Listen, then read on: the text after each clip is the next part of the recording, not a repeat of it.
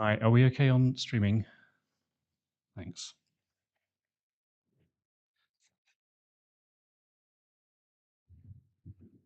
So good evening, ladies and gentlemen, and welcome to today's meeting of the Corporate Governance Committee.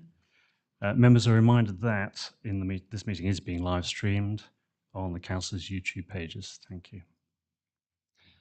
Do we have any apologies for absence?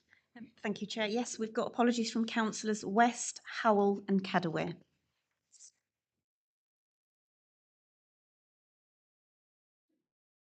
Thank you. Item 1, minutes of the previous meeting. Are you all in agreement that I sign the minutes of the previous meeting, which was on the 28th of September 22? Yeah. Thank you.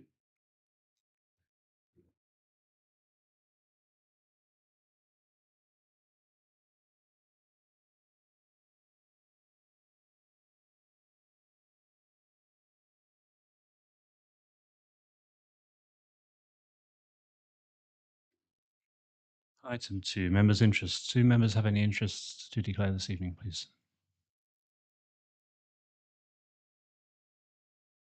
Okay, no interests, thank you. Item 3, Code of Conduct Complaints update. I'd like to invite Lisa Jablonska to present the Code of Conduct update report. Thank you, Lisa. Thank you, Chair. Members, you'll hopefully be familiar now with the standard format of this report. It's an update report that comes to you on a fairly regular basis. So as a committee, you're responsible for maintaining high standards of conduct for members. That includes both district and town and parish councils.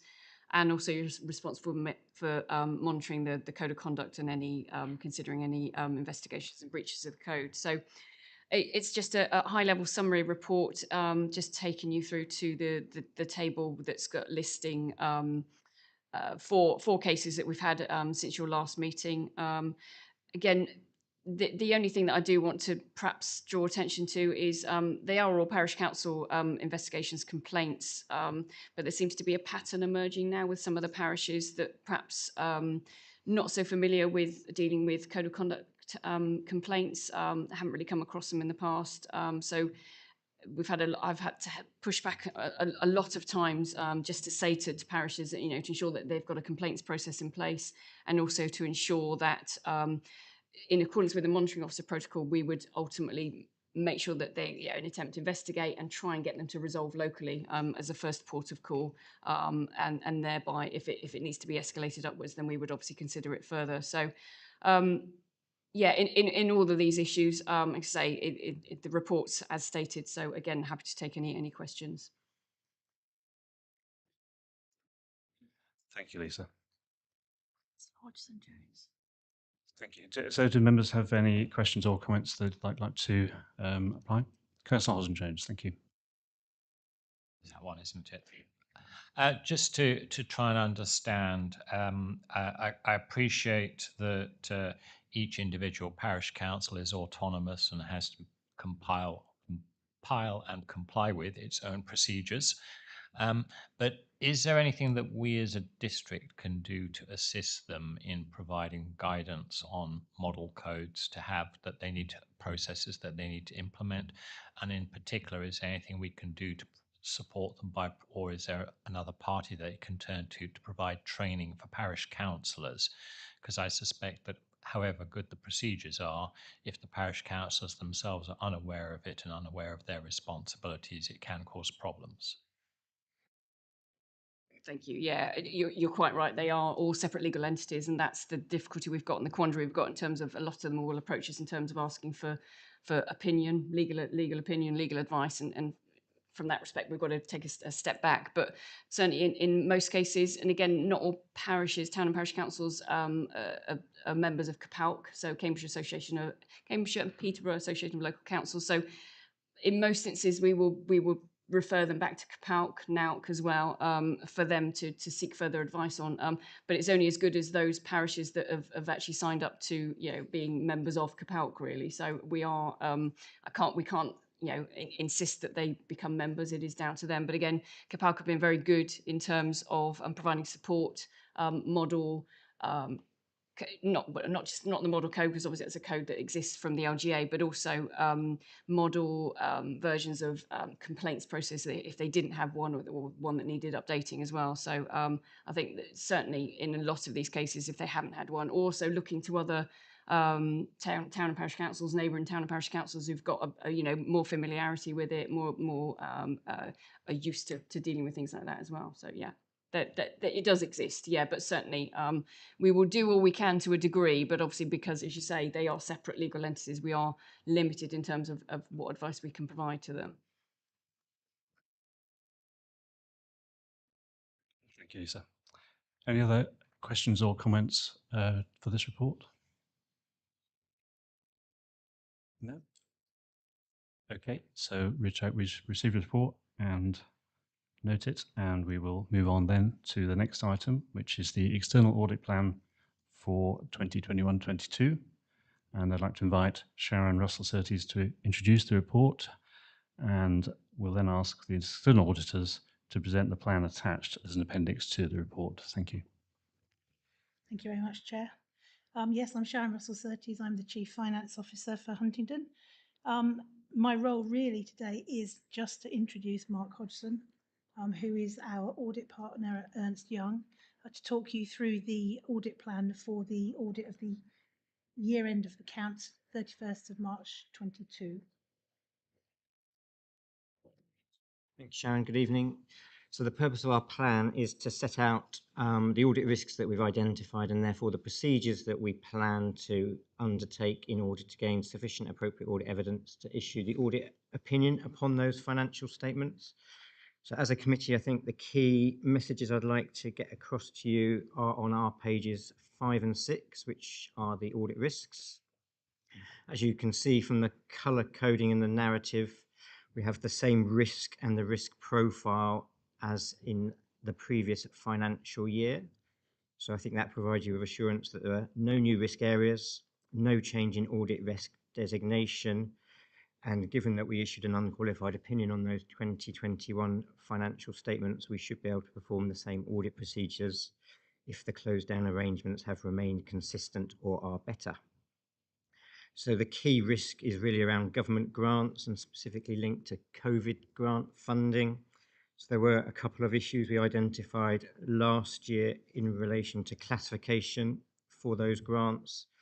This being the second year, there are fewer grants, but they are still material. So we would kind of expect classification to be right this year, but clearly a key risk that we need to get that assurance over. Second key area is in relation to the materiality level set for the audit on page 7 of our plan. So again, some assurances for you. So we've used the same basis as in previous years, and at 2% of gross expenditure, that is the upper level that we use for public sector audits. So again, assurance that we're working at that level, and our testing threshold is set at, again, 75%, which is the top of the range that we can use in the public sector. We would be reporting any audit differences above £96,500 to you, both adjusted and unadjusted, so you have a clear line of sight about what's happened during the audit. In terms of value for money risks, we haven't identified any to date, but we will perform further risk assessment procedures as part of the audit. And in relation to timing, we have an agreed phase window with officers as part of our wider discussions on timing, allowing full preparation of both the draft financial statements and the supporting papers in Sharon's first year in the role at the council. So apart from that, I'm happy to take any questions or go into any further detail, but they're the key messages and the assurances I think you can take as a committee. Thank you. Thank you, Mark. So do members have any questions or comments? Councillor Hodgson-Jones. Thank you, Chairman. On the materiality question, I just want to try and understand, materiality is set at 2% of gross expenditure. Does that include expenditure in terms of benefits administered by the council on behalf of third parties? The reason I ask the question is that they represent a substantial part of total expenditure, and therefore the materiality, if you were to set it at 2% of actual services provided, would be significantly lower. So the gross expenditure is included in the statement of accounts through the comprehensive income and expenditure statement. Clearly, you then get subsidy netted against that, but our materiality level is based on gross expenditure on services, and that is a service provided by the council, so is included. And so that includes housing benefit and any other Yes. similar. Thank you. Thank you. Any other questions or comments? Councillor Gray. Thank you, Chair. Thank you for the outline around the risk areas that you looked at, and obviously, in one sense, it's very pleasing that there are no new risk areas, and it's a very similar plan to the one that was there before, because it ought to make everyone's life a little bit more straightforward. Although that's not necessarily the point of the committee here, to make everyone's life straightforward. So I'm just curious as to were there any risk areas that you considered putting on there, but decided actually it didn't warrant actually including at the end. You know, were there any things around the edges that you toyed with looking at? Good question. So our risks are primarily driven by what's in your set of financial statements, because clearly they're the opinion over which we're giving. And as your draft financial statements are broadly similar to the previous year, because your services haven't changed, there's nothing new or innovative that has happened in the provision of those. There is nothing that's sitting on the borderline that could have got onto the plan that isn't in the plan at the present time, because primarily we're driven by our materiality levels and then the thresholds and what we deem to be significant accounts. And if they are broadly the same, then we have a relatively stable risk platform.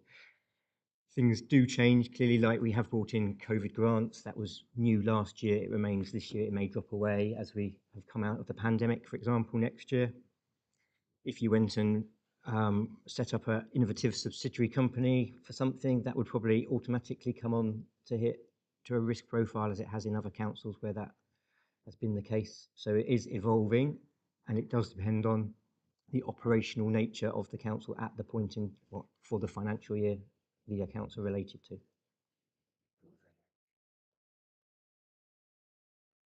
Thank you. Any further questions or comments? Councillor Taylor. Hi, thank you. I've got quite a few questions. So first of all, the budgeted amount that it's going to cost the council for it, I think on page 37 of your brochure, it's stated it's 127k. Is that correct? That was last year's. Last year's final fee, subject to determination by public sector audit appointments. But next year, this year is going to be slightly different, obviously, but it's slightly higher, I'd have thought, with inflation, etc.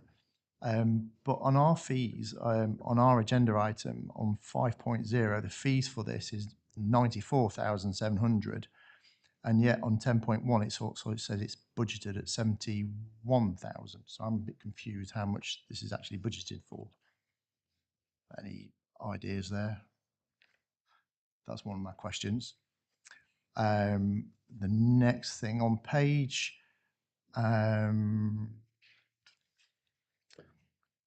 31 of your brochure,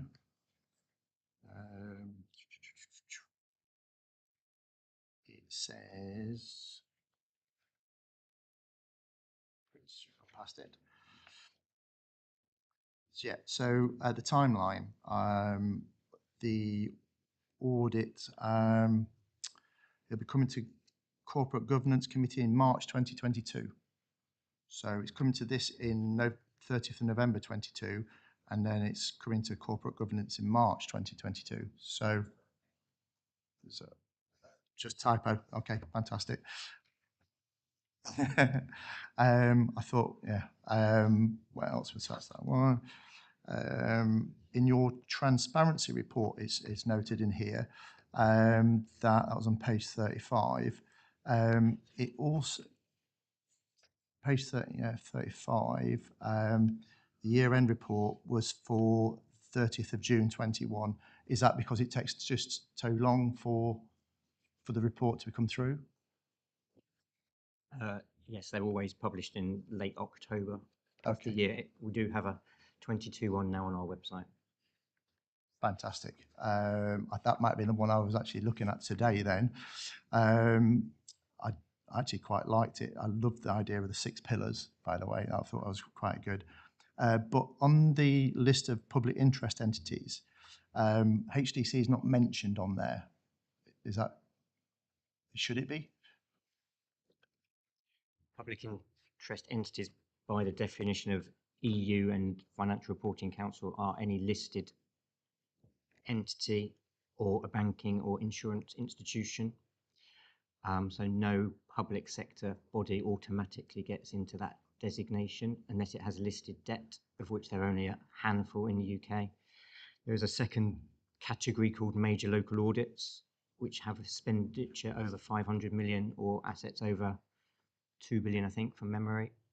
Again, which you don't fall into that category of. So Cambridge County, for example, would be a major local authority, has similar management arrangement internally for an audit of that size and magnitude that a PI would have, but it's not technically a PI per the regulation. Okay, thank you for that. I've clarified that. And I loved the idea that you're decreasing your carbon emissions and stuff like that, by the way. And I love the use of nature-based solutions and carbon catching technologies, which are trees, I think. So I think that's all. Thank you very much. Thank you, Councillor Taylor. Any further questions or comments? Okay. So in terms of the recommendations, you've had your opportunity to question or comment on the plan. The subsequent point is that the expected number of external audit updates expected to be received by the committee between now and the end of the audit, we ought to gauge the level of comfort on the frequency of reporting that we'll award. That's the date schedule that you see on page 19 of the minutes. So as we just discussed, the audit completion procedures will the CCG will receive an update on those in March 23, 22nd of March. And then we will go to conclusion the following month. So is the committee happy that that timescale, that schedule is appropriate? Yep. Thank you. Okay.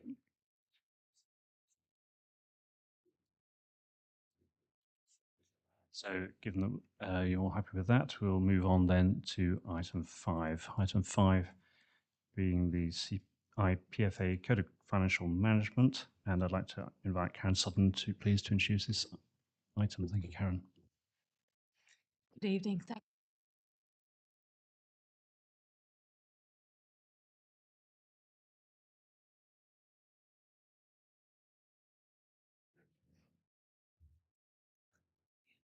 that any better? Excellent. Sorry, didn't light up. Okay. I'm presenting this evening the Code of Financial Management, CIPFA's code. CIPFA has published a number of measures against which local authorities must demonstrate their compliance to the governance and reporting controls. There are 17 measures broken down to 6 different categories. And the Code of Financial Management presented documents how HDC currently meets these measures, plus actions we can take to enhance our future compliance. It's a framework of assurance which is used to identify how the authority identifies and manages its financial sustainability risk.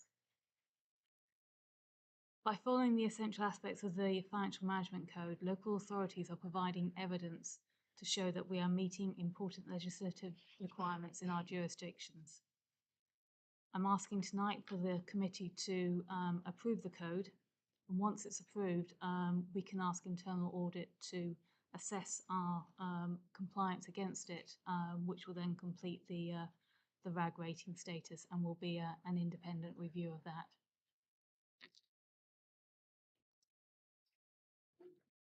Thank you, Karen. So do members have any questions or comments on the CIPFA Code of Conduct? Please, Gray. Thank you, Karen. Just a couple of things, really.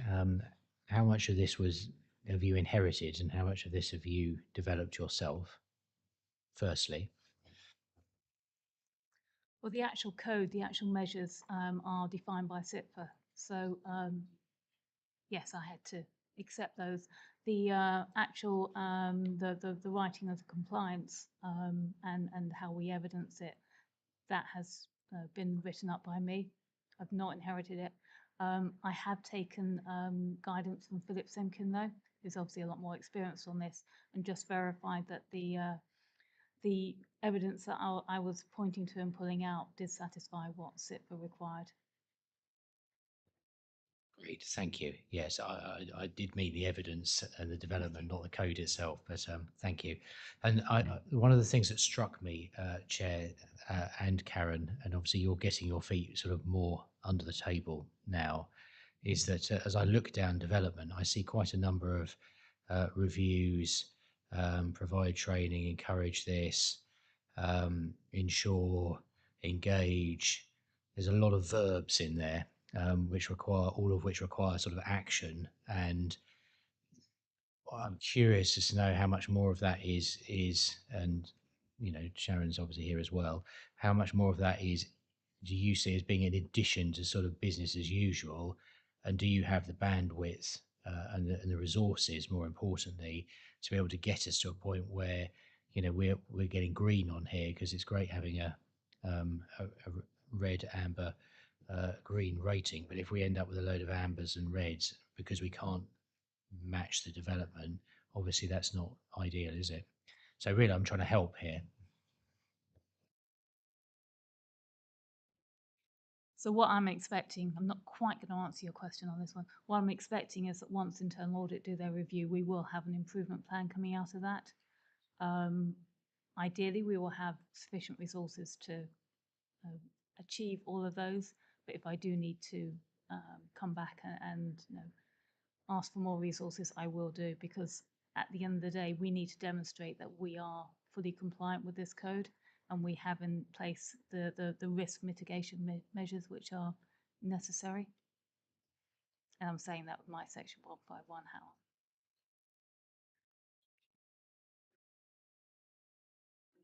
Thank you both. Any further questions or comments on Councillor Hodson-Jones? Thank you. Thank you, Mr. Chairman. I'm looking at page 79 with the financial resilience assessment.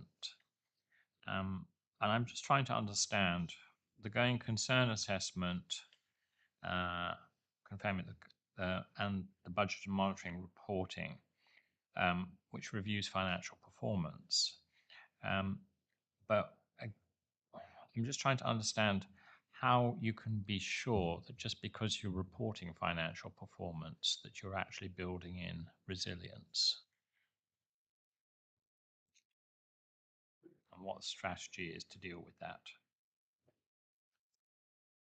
So if we are monitoring what we're currently doing, part of effective budget management is that you not only report it, but that you actually look at the variances arising, understand how those variances are arising, and if necessary, put in place actions to mitigate those variances further.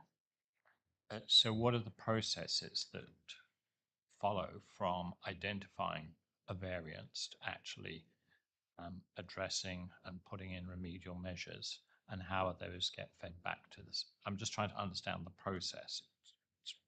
The concept of having reporting to a committee that then gives you the reassurance. So I'm just trying to understand the detailed process of what happens when something starts to vary. When something starts to vary, it's obviously initially picked up to the budget variance. The service managers are challenged on it. It gets obviously escalated up to the organisation, and the relevant director will then take action on it.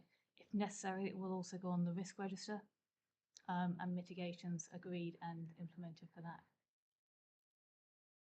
Okay, thank you.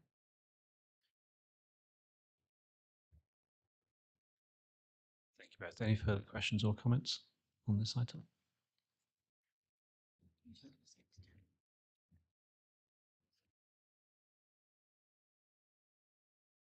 So if there are no further questions or comments, I now ask you whether you are happy to approve the SIPFA Code of Financial Management, and here we require a show of hands for approval. Can I see all those in favour?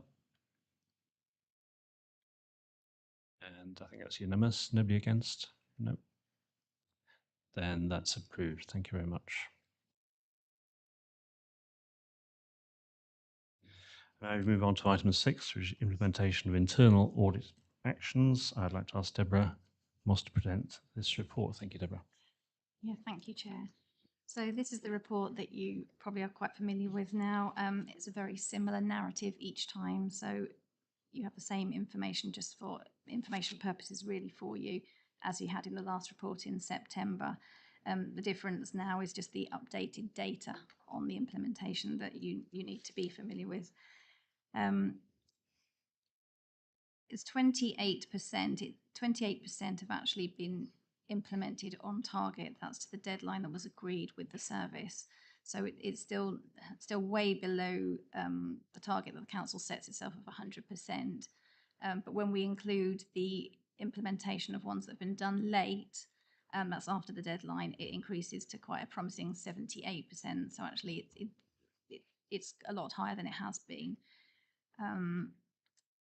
There's 22% that have still not been implemented, and we've got 17 overdue audit actions this time to report, which is a healthy reduction from the previously reported 34. So I think we should be encouraged that everything's going in the right direction there.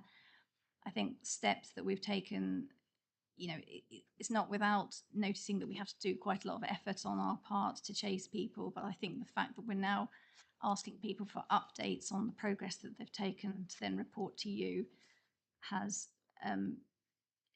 changed that figure quite demonstrably, really. And I hope that's an output from that.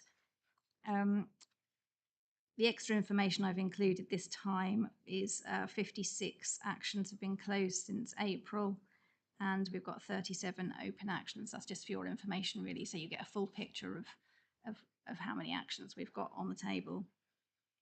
I'm pleased to tell you that the old ones that were sort of quite worrying on there before have now we've closed them off. We've had discussion with Chair and various people around the table here. We've closed those tricky ones off, and we're going to reopen them with more practical solutions to mitigate the risks going forward.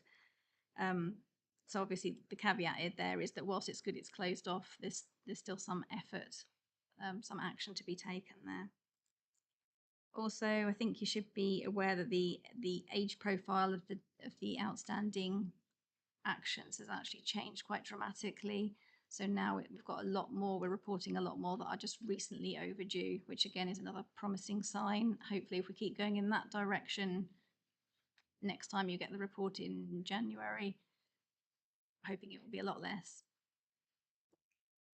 Committee asked of me at the last meeting to see if they could see a list of all the closed actions, which I have attached at Appendix 2, I think it is. So that's just really for your information, just to, again, to give you a full picture of what's happened throughout the year, what sort of actions have gone before, so you're not blind to those.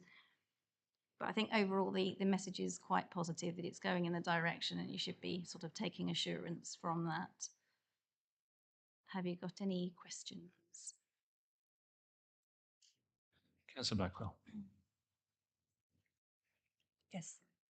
Yes, thank you. I wanted to pick up on the card payments area, because to me that was quite a concern, because obviously the council as a whole is taking card payments for quite a few of its services, and I assume the numbers are very high, and it just seems to be that we don't seem to have a grip of this. Some staff are little trained, and we're paying a monthly fee because we're not compliant.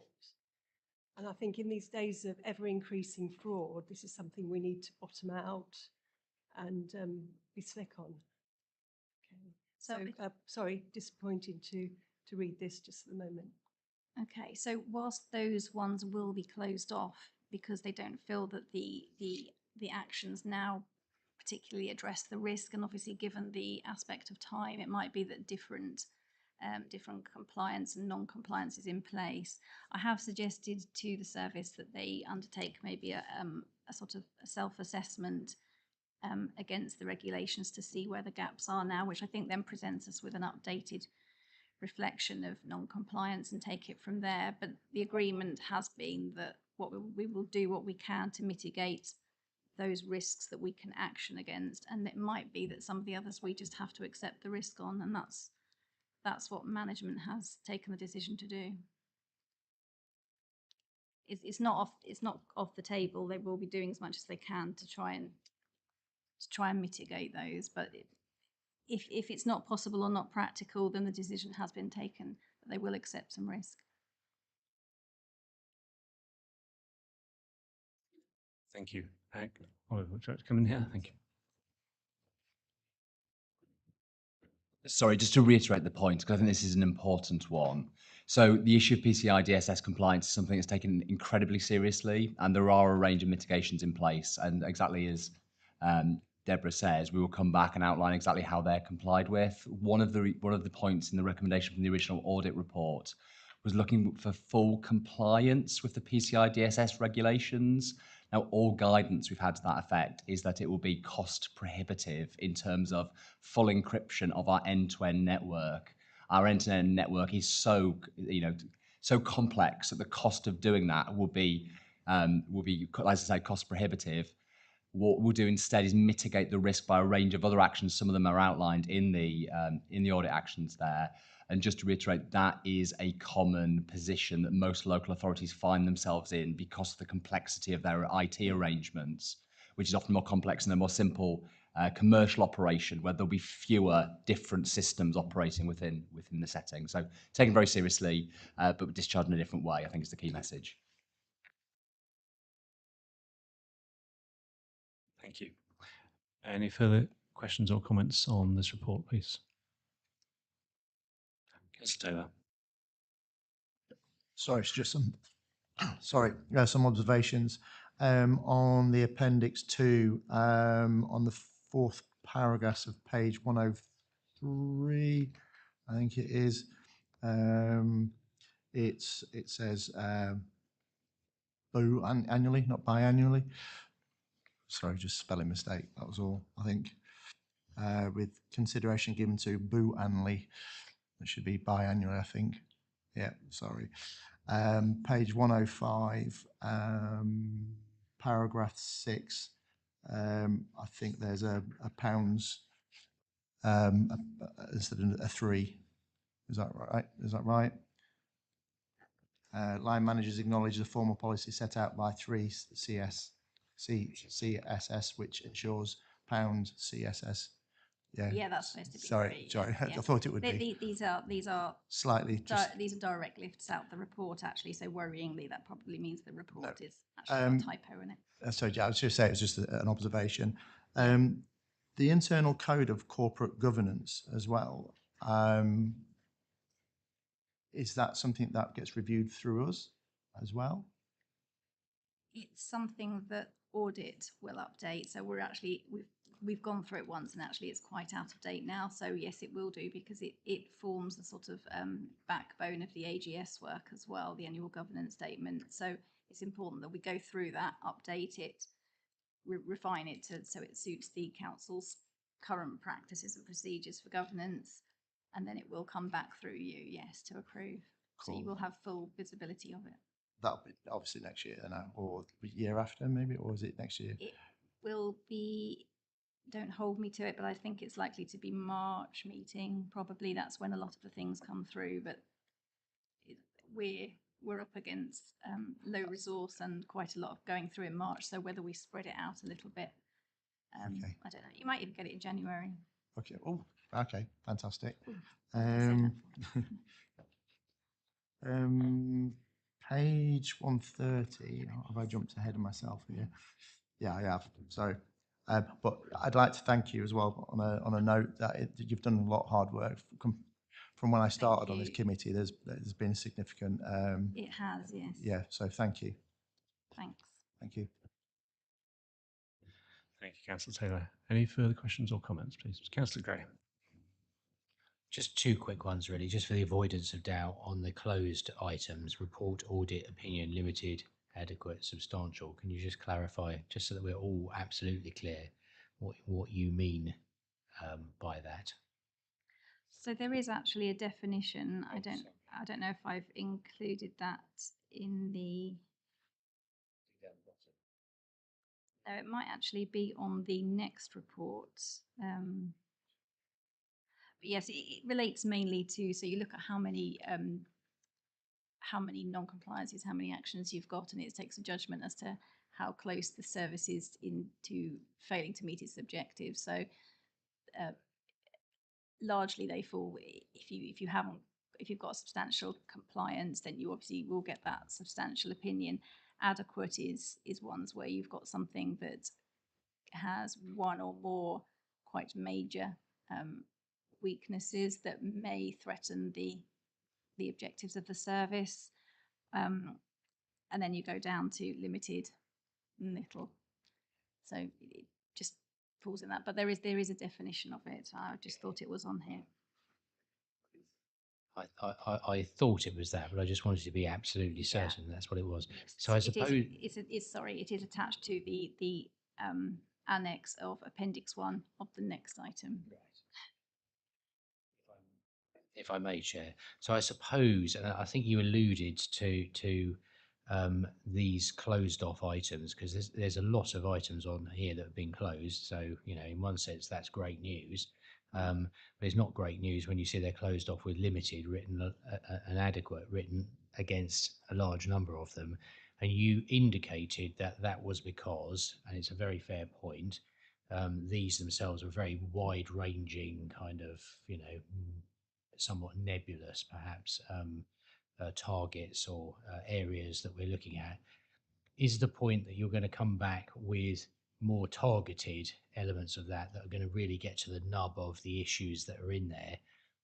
Because at the moment there seems to me to be a gap where we've closed them off, but we think there are some things there that we need to come back to, but we haven't actually come back to them yet.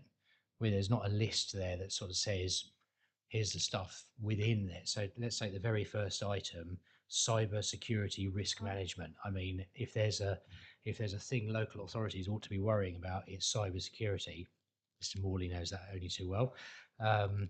So we closed off a whole load of actions there that we've got limited assurance about. But presumably they're going to come back in some form, are they? So the idea, just to explain, so there's no sort of doubt here, the limited relates to the overall opinion that is given on the report, and then the actions are related to any of the areas that are weaknesses that are found. So in the report it does say once the actions are implemented, that should effectively raise the level of the risk, or reduce the level of the risk, I should say, to an acceptable level. So once these have been ticked off, once they've been done, it's a bit like saying, well, actually that limited opinion is now adequate. That's the inference, which is why the idea is that internal audit would go back in and check that these are done. And for these ones, cyber ones, and anything with a limited opinion, we do go back in and check them. Yes. Okay, so they're not. Sorry, I was taking liberties with the chair there. So the cycle of that, how does that happen for us on the committee? The cycle of those areas. Yeah, you're going to go back in. When are you going to go back in there? So the IT ones have.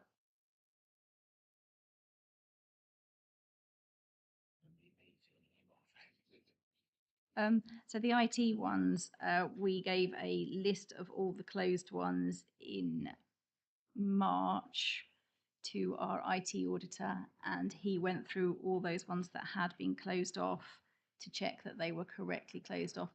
A couple of them I had to reopen because we didn't find satisfactory evidence that they've been implemented to our standards, and they have been closed off again as implemented. But that's part of the contract we have for the IT auditor to go in and do those. In fact, I think it's, whilst, yeah, I accept, cyber is the important area. it's less likely that the general ones are going to be followed up, really, because that's reliant on us having the resources to go ahead and do that, and which is why we've limited it to where we previously looked at everything was followed up.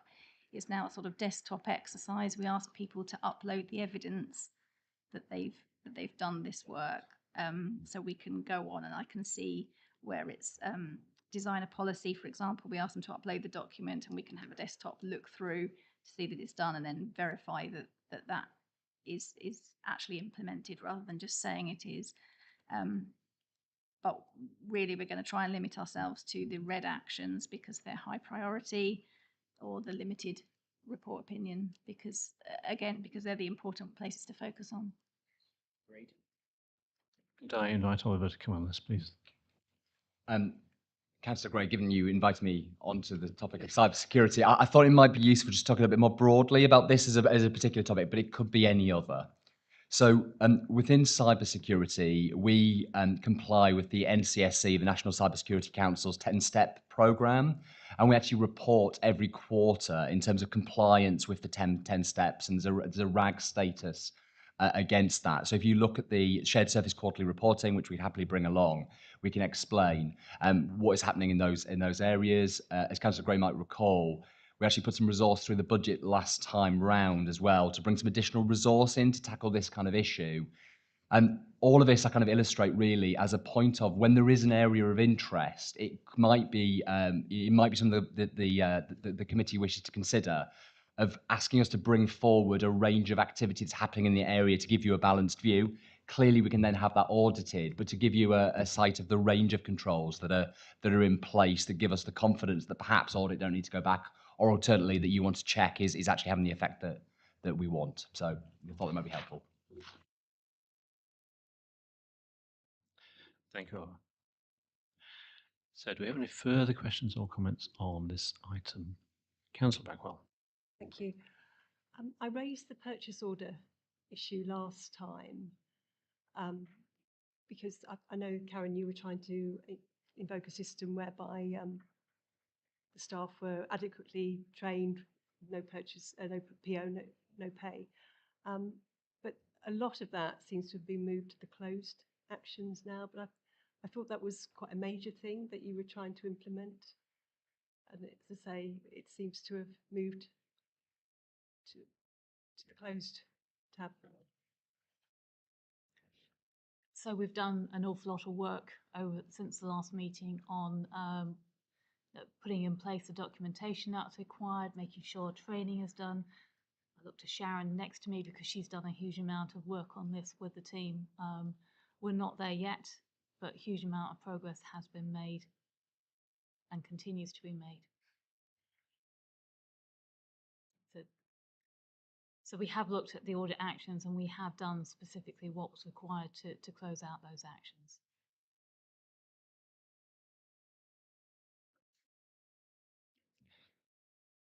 Thank you, and Councillor Blackwell. Thank you, Karen.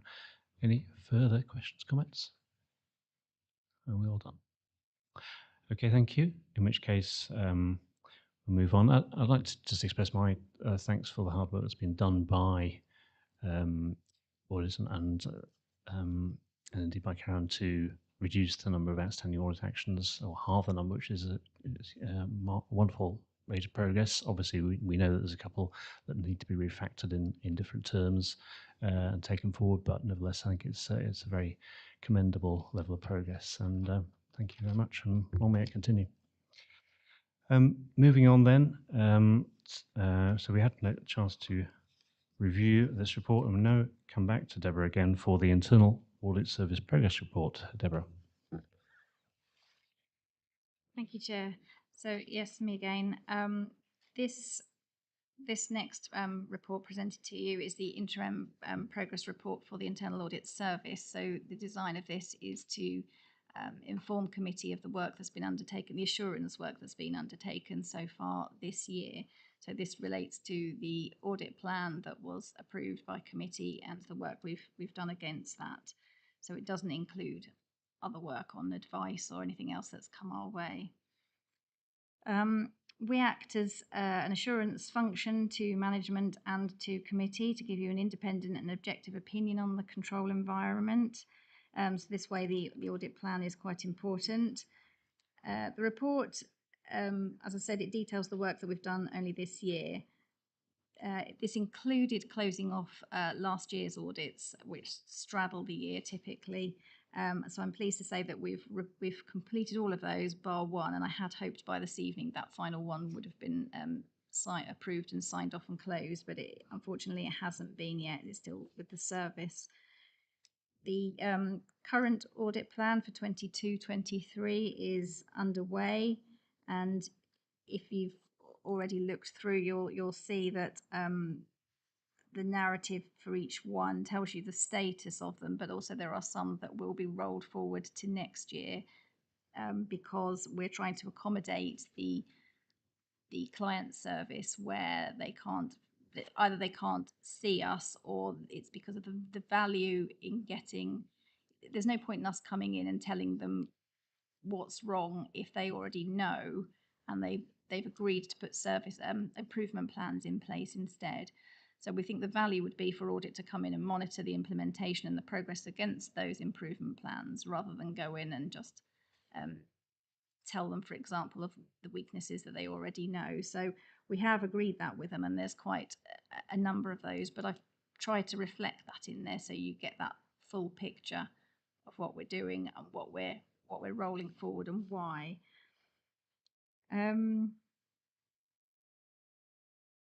There's a few that have been added on. So you've got Appendix 2 is now a revised audit plan. The continuous audits that we do for the key financial systems, we traditionally do those every quarter.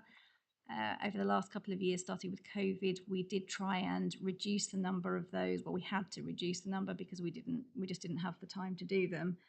And they are taking a lot longer for us to do generally, where there's issues, it takes a lot longer to complete the audit. So we have tried to reduce those now to Q2 and Q4, but I don't see any issue with that. It allows the service time in between the quarters to put some progressive actions into place as well. Otherwise, we're just looking at the same thing each time. We've added to the plan the COVID grant declarations that the government's asking us to do and for me to sign off, as well as the chief exec. And we've also added on, given the current situation at the moment with fuel prices and the costs going up there, we've added in an audit to look at fleet management, fuel usage and purchase as well, and that will include looking at the contract for that. If we go back to the report that's on there for the service, so it will give you progress against the plan, and I've tried to link it on there so you can see where the status of each item on the plan. It will tell you whether we've started it, whether we haven't started it. We've also got in there the audits that have been issued this year and summary findings on those and how many actions and what opinion was given for each one. So it gives you a flavour for things, what's been found and what hasn't. It also lists in there a work in progress and a forward plan, and that's the design of what we intend to do for the rest of the year. That again is with the caveat that we have enough resource to do this. I did put in the plan that there's only 3 of us, and the full-time member of the service is actually going on maternity leave, so we're up against it again, unfortunately. So all of this is quite hard to do when you've only got such a limited squeeze, really. But hopefully we're concentrating our efforts on the big picture things and the things that matter most to the council. I have included in there some actions data in there, again, just for information, that we've added 40 new audit actions into the database, and 56 have been implemented so far this year. Verifications and follow-up, so I've put a bit about that in there. Third party and other sources of assurance, we're trying again to pick up where the services have done either a self-assessment or whether they've got an external consultant or any other source of assurance that the audit can use to try and bolster up its own opinion without having to do it itself. It's a much better, more smarter way of working that we can use other assurance to feed in. And that's quite slow progress on that, but hopefully people will start feeding information into us. The IT audit contract is due to be let fairly shortly, and we've got quite a lot of areas already proposed that can be done for this year. Performance indicators for audits, we haven't introduced, whilst we still work to them internally, we don't report on those, we don't particularly measure them because again it's just time intensive to do that. But we have introduced again the end of audit quality survey, which allows people to give feedback on and feed our improvement plan, which we're required to do under the SIAS, the standards. Section 12 in the report, I've listed the horizon scanning and some areas that audit are known we will have to cover coming our way, and those things obviously again are going to put pressure on the service, but it's there just as a information to give you a whole picture of what we're facing really and what we're not. So hopefully you've got a picture of the audit plan, what we're doing, what we're rolling forward and what we're going to continue to do. So if you have any questions on that, I would say as well, any changes that are made to the audit plan can be done with the chair, or with yourselves. So we'll continue to do it that way. Any questions? Thank you, Deborah. Any questions or comments, please? Councillor Gray. So I do try to keep these at a sort of high level normally. I think my questions have done that so far, but I'm going to go a bit granular, I'm afraid, for you. So section 5, work in progress, and the audit plan and the forward plan. So this is page 123, I think. I'm curious, the ongoing dramas of the Market Towns programme, which seems to be stretching out into infinity. And in the process, of course, the value for money that the public are getting for the programme is diminishing rapidly. And I'm curious as to why the status is inclusion to be confirmed, because I do feel that this is an area where, you know, we received a substantial amount of public money, and what are we getting for it? So I don't think the status inclusion to be confirmed is something that we should be accepting. The reason it is stated as that is because we know there was an external consultant came in to do a review of the project itself. So that provides information and assurance or lack of assurance that we could use instead of doing the review ourselves. That's what we would hope to use.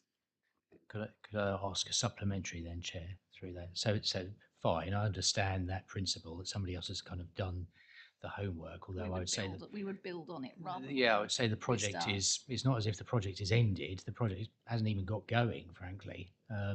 So yes, someone's done a review, but how are we going to build on that? Because, you know, we really, you know, that gives you a snapshot in time, doesn't it? And some assurances about possibly how things are being governed and the governance that sits behind there. But time marches on, doesn't it? That's right. Well, I think the report lists improvements and actions that should fall out of that. So again, I see our role possibly is more beneficial, more value for us to monitor that and obviously check that it goes through the correct governance procedures.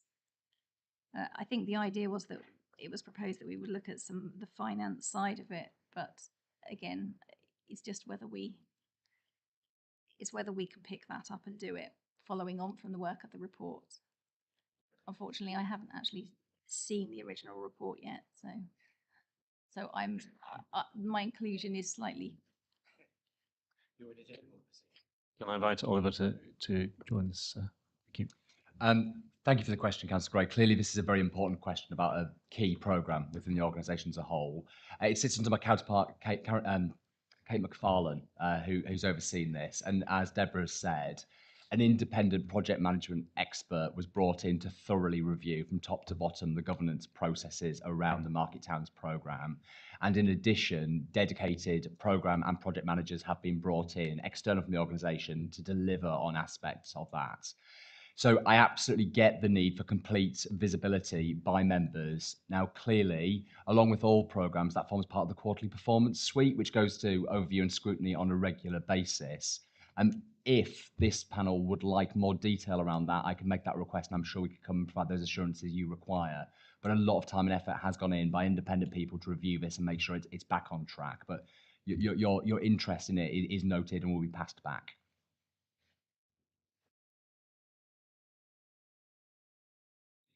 Thank you, Oliver. Any further comment on the Councillor Gray? No. Okay. Any other comments or questions regarding this report, please? No. In which case, thank you, Deborah. That completes that discussion. We'll now move on to item 8, which is the Corporate Risk Register. And I'd like to ask Oliver Morley to present this report. Thank you. Good evening, everyone. This is a copy of the open corporate risk register that is maintained and delivered against by the organisation as a whole, and grows out of the conversation we had at the last committee around the annual governance statement and some of the risks that were identified within that. Just to sort of define terms a little bit, what a corporate risk is a risk that jeopardizes our risk to meet our key organizational objectives and is likely to require longer term planning in order to mitigate. So that's the definition within our risk strategy of what would go in there. The risk register was comprehensively reviewed at the turn of this year and was shared with all service managers as part of service planning. So all service managers reviewed and had the chance to sort of challenge and update upon it. And it's reviewed on a regular basis by the senior leadership team. But it's shared today on the basis of visibility and for any challenge and input that the panel would like to bring.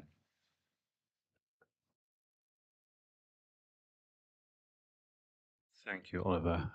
So again, on this item, questions or comments from members? Do we have? Councillor Hutchinson-Jones. Thank you. I find the format of the report a little indigestible, and I wondered if it's possible to have a summary in a matrix format for each of the risks, which shows, with a matrix with impact and probability likelihood, so that we can actually see on the overall where these risks fall. And I'd like to understand a little bit better the difference between inherent risk and residual risk. Is that simply the mitigation that you've put in from the risk control? And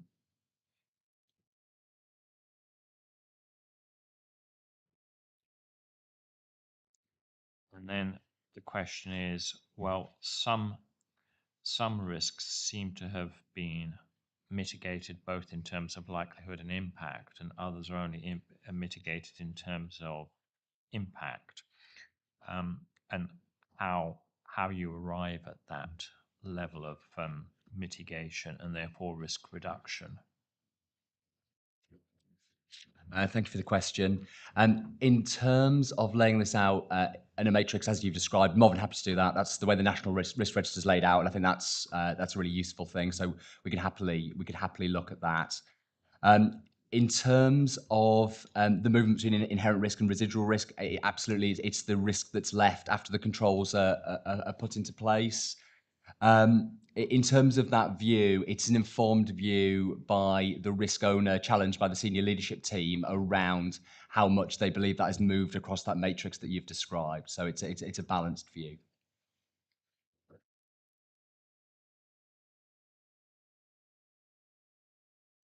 Thank you, Oliver. Are you happy with that answer, Councillor Hutchinson-Jones? Yes, yeah, thank you, and I very much welcome seeing the tabular matrix, please. Thank you. Any other questions or comments on the register? Councillor Taylor and then Councillor Blackwell. Thank you. Thank you. So on the nitty gritty of it, really. So on your number 304, which is on page 160, it's saying about the risk of fundamental change in government policy could undermine council ability to enable new affordable houses to be built. And it says about levelling up agenda could see money heading to other parts of the country. Now, is that specifically about housing? So do HDC get paid for supplying houses still? That's number one, question number one. And then an observation on number 309 was that was to regards to health and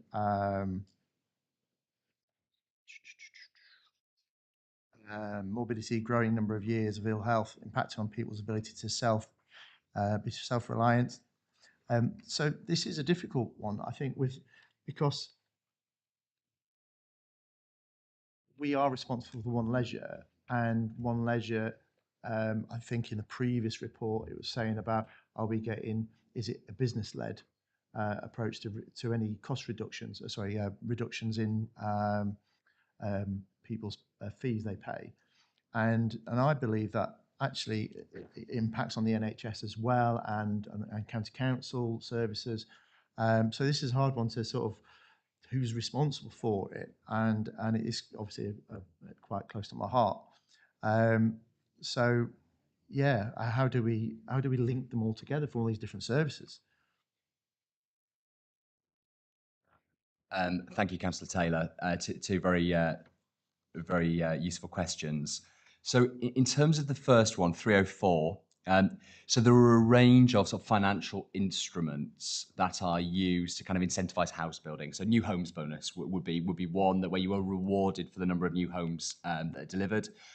One of the big challenges in terms of public sector finance is the lack of long-term certainty over those funding streams, particularly with the levelling up agenda and the grand challenges that were outlined by the Secretary of State at the time. One of the things was about money potentially following that in order to address some of those challenges. Without certainty in that area, what we could see is we lose some of those incentives, new homes bonus, some of the activity that Homes England and others have been doing, and that's relocated elsewhere. Because we don't have that medium-term financial settlement, it's very hard to predict. So it remains a risk until we have that certainty. Does that answer your question there? Well, to just clarify, so if a housing estate is built or more houses are tagged on, we get more money for that, excluding from things like SIL money? Yes. We do? We do. So the new homes bonus is a reward for houses delivered. Yes, it is. Okay, thank you. That clarifies it. Viability is more of an economic matter, which is, can developers afford to deliver, affordable houses and other amenities as part of developments? Okay. Yeah. Thank you. And then your question 309, the question on morbidity, this is kind of at the crux of some of the risks that we face and which were captured in the annual governance statement. So the latest census figures show that our two fastest growing segments of society are the 65 to 84s and the 85 to plus, both of which grew by 37% in the period from 2010 to 2021. So what we are seeing is an ageing population. It's a matter of sort of fairly well-established public record that a number of top-tier authorities are spending up to 80% of their money on social care. So as people get older, more money is needed to keep people independent. That money is then not available for other services, and then often money is pulled out of services that other people use, and at times that does shunt cost into lower-tier authorities. So that's one risk to us. Another one, in terms of our objectives, our corporate plan is very clear. Within Huntingdonshire, we care about the quality of life of our residents, and health of our residents is a key part of that. So on those grounds too, we retain a commitment here. Now, in terms of the sort of discharge of that, things like making sure people are physically active, whether through One Leisure or just walks in our fantastic open spaces, it is something, but what else we can do to kind of encourage those outcomes. So these are some of the areas that we lobby very, very hard in terms of public health and others to try and incentivise this, because it's both in our interest in terms of the outcomes we want for our residents, but also that narrow financial area if there's less money available. And some services, things like disabled facility grants, the more older our population is and the more isolated, again, there's a direct sort of financial charge on us as an organisation. I think it's a key point here in that the inherent risk and the residual risk remain the same in terms of the risk register.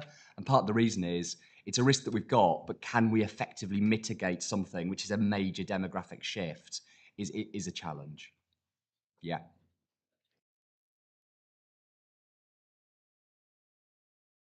Thank you. Councillor Blackwell. Thank you. I wanted to pick up on page 152, item 312, and this is the arrangements and procedures which could result in around vulnerable persons, including children. I'm just concerned that the review training needs is quite loose, where I've seen timelines earlier in the report, and particularly you do highlight the fact that there would be severe reputational damage if we had an unfortunate incident in this council.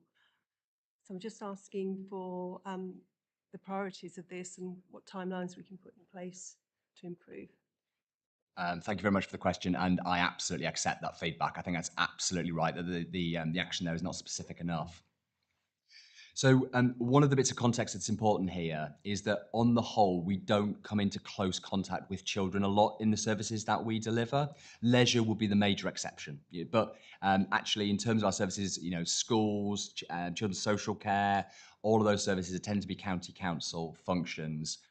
We do have a designated safeguarding officer within the council training. There's statutory training around safeguarding that all officers take, and much more stringent controls in terms of DBS checks and other things for those people who regularly come into contact with children or other vulnerable people. In terms of some specific actions that I'm aware of in this area, we've recently reviewed and refreshed the approach to safeguarding leads within each department. So each department now has a designated safeguarding champion as well. So even if they're not a frontline service, so IT, for instance, has a designated safeguarding champion, any issues that they have, they would flag up to the designated safeguarding officer, and we could then escalate. So there is training in place. There are those designated officers in place, and I'll go away and review the actions in here because I think that point's well made.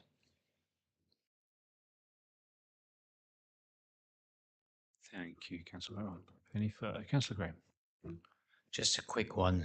In addition to Councillor Hodgson-Jones's plea for sort of stylistic look at this, because I appreciate there's a whole big piece of review going on that will come to the panel in due course. But at the moment, can we incorporate that into that changes that you have made? Because it's very difficult for me looking at this report to see, something was a 12, has it gone up from a 9 to a 12 or down from a 16 to a 12? So that's the first point, which I think would be helpful for us to keep, just make life a bit easier for all of us, I think. And it would direct your commentary, I think, around the report. Item 300, page 156, is around people. The lack of people, limited supply, recruitment environment, departure of key staff, increased vacancies, pressures, staff issues, salaries, benefits. The list is endless, really, of issues there. Do we feel that A, 12 is the right number, and B, we really have mitigated that down to 6? Because that's not we've got obviously a significant amount of transformational change at the top of this organisation, and the pressures with neighbouring authorities changing their working patterns and everything else. Dear old Tom over there having to find planning officers. This feels to me a much stronger risk to the organisation than it's being reflected on here. Again, thank you. Thank you for the question. Clearly, it is a dynamic environment at the moment in terms of recruitment and retention, and I think the turnover is an issue everywhere. But I think there are specific pressures that we're facing locally because the context with South Cambs and other things happening. I think we're acutely aware of those.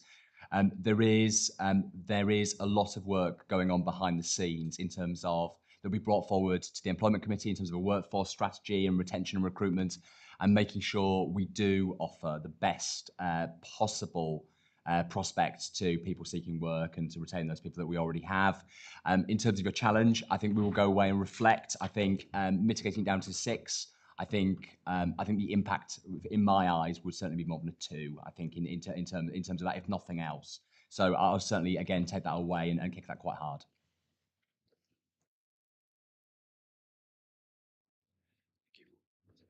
Councillor Hodgson-Jones. On the same point, apart from the impact issue, I think the likelihood, we know it's here, so I don't see why it's a 3. We know it's here and present, and it should be at the highest likelihood until the position is completely resolved. With regard to Councillor Gray's comment about trying to see the movement from one to the other, one of the reasons for asking for the matrix is that it's a much better way of being able to see, because it's very simple to put arrows on to show where it's come from. So I was taking it one step at a time.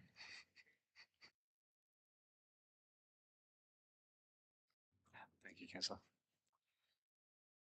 Any further questions, comments on this item? No. Okay, thank you all. So we note that item on the corporate risk register and move on now to item 9, which is the Corporate Governance Committee Progress Report. Perhaps can you give us an update on that? Yep, Chair, just to say really, there haven't been any uses of the Code of Procurement waiver procedure since the last meeting, so there's nothing to report. Thank you very much, Habs. And with that, I declare the meeting closed. Thank you all for your attendance this evening. Good night.